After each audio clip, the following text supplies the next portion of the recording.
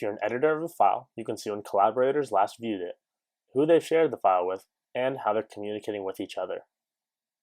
This information makes communicating with collaborators more meaningful. For example, you can see if a collaborator has the most recent version of the file and ask them for feedback. However, collaborators can choose to not have this information visible.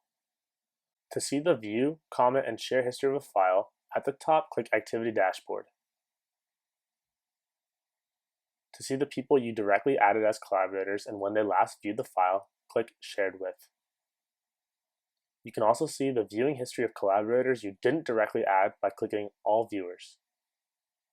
To see changes in unique viewers over time, click Viewer Trend. At the top, click the down arrow to select the time you want to see data for. To choose a custom period, drag the ends of the line graph to the dates you need. After you set the time period, the line graph shows the viewing trend, and the bar graph shows the daily unique views of your file. To see how collaborators are interacting with each other, click Comment Trend.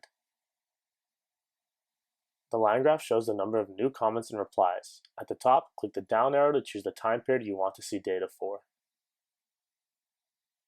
At the bottom is a graph that shows weekly data for new comments, replies, and unresolved comments.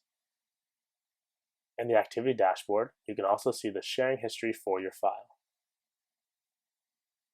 In this window, you can see when a collaborator shares a file, who they share it with, and the level of access they provide.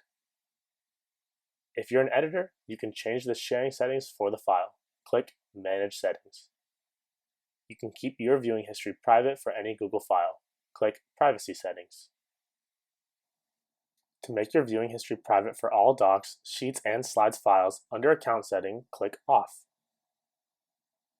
To keep your viewing history private for an individual file, under Document Setting, click Off. If you change your privacy settings, click Save. You now know how to see the viewing history of your file.